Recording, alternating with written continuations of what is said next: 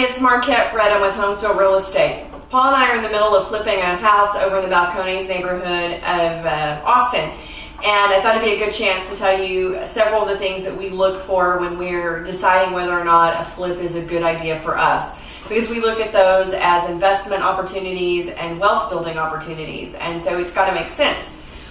Very quick, there's a lot more that goes into it than this, but the major things are, number one, is it in a neighborhood that is poised for appreciation and growth? Either it's starting to see it or it's historically seen it, so that we know that we're getting into something that is going to be going up and not going down.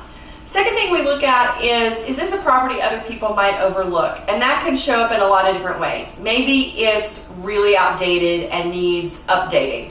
Maybe it's a floor plan that just doesn't make sense. Maybe it's occupied by someone who it makes it difficult to see or lives in it in a way that makes it difficult to see. The one we have right now, for example, one of the bedrooms you couldn't even walk into because it had boxes up to the knees and mattresses and furniture. And so a lot of buyers would be turned off by that and not be able to, they can't really see the full property. So, those are things that help us kind of jump on a particular deal.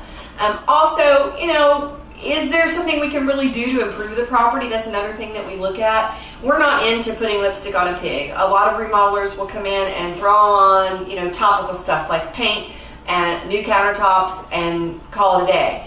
We really look at what does that particular home need, what do we think that the future homeowner is going to want out of that property, how will they live there, how will they use the space. So if it means moving walls or ripping out bathrooms and modernizing things, we factor that into our consideration as well. And then because it is for us a wealth building tool, we look at, how much meat is on the bone, what kind of margin is there. And so that means, what are we paying for the property to begin with? Is it undervalued? Did somebody price it too low? Maybe they didn't have a good agent who counseled them how to price it properly. So we look at things like that, and then we calculate our budget and how much we think it's going to take between materials and contractors and permitting to get the property in the shape that we feel comfortable putting it in order to sell it.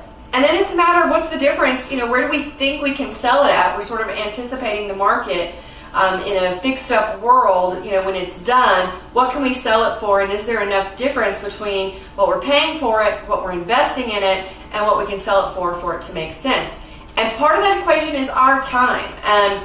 Because being in charge of one of these projects is time consuming. It does take a lot of investment of being over there, dealing with contractors and overseeing the project, making selections. It's a significant outlay of not just money, but your time as well. So that's another thing to factor into it. So lots more goes into it than just that, but that's the short version.